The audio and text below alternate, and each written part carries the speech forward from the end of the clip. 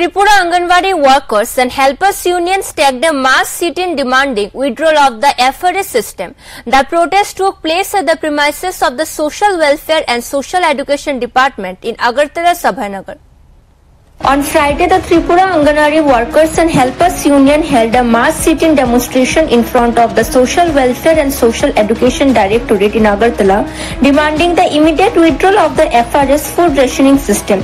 Protesters said that no child or mother should be deprived of nutritional supplements under the ICDS scheme. They asserted the denial of food under the Food Security Act is unacceptable. The union also demanded that distribution of quality smartphones to Anganwadi workers, increased ICDS budget allocation, monthly reimbursement of mobile expenses, timely disbursal of feeding bills in line with market prices, gratuity and pension benefits post-retirement, a minimum monthly wage of rupees 26,000 and pension of rupees 10,000, adequate workplace safety for Anganwadi workers and helpers. Speaking to the media, the CITU State Committee Vice President alleged that children and pregnant women are being systematically deprived of nutritious food. The protest aimed to highlight this injustice and demand readdressal.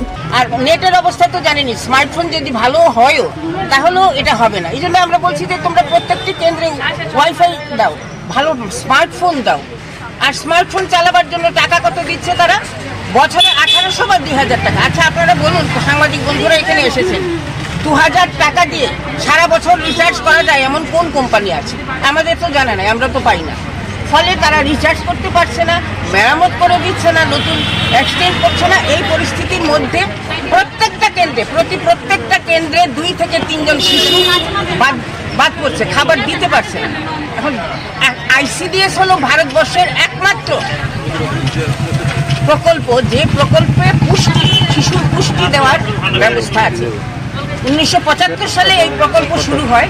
বাচ্চাদের কুপোষণে যারা আছে, যারা অপুষ্টিতে ভুগছে, তাদের অপুষ্টি দূর করার জন্য একমাত্র প্রকল্প ডিবি শিশু উন্নয়ন প্রকল্প। আর কেন্দ্রের সরকার খুব কায়দা করে ষড়যন্ত্র করে এই প্রকল্পটিকে বন্ধ করে দিতে চায়। এই জন্যই বহু শিশু আমরা শুনতে পাচ্ছি যে আমাদের বিভিন্ন সূত্রে আমরা জানতে পারছি যে গত আর্থিক বছর থেকে এই আর্থিক বছরে আমাদের রাজ্যে প্রায় 1,500 শিশু। CITU State President Manik De among others are also participated in the demonstration to express solidarity. Bureau Report, Fact Finder.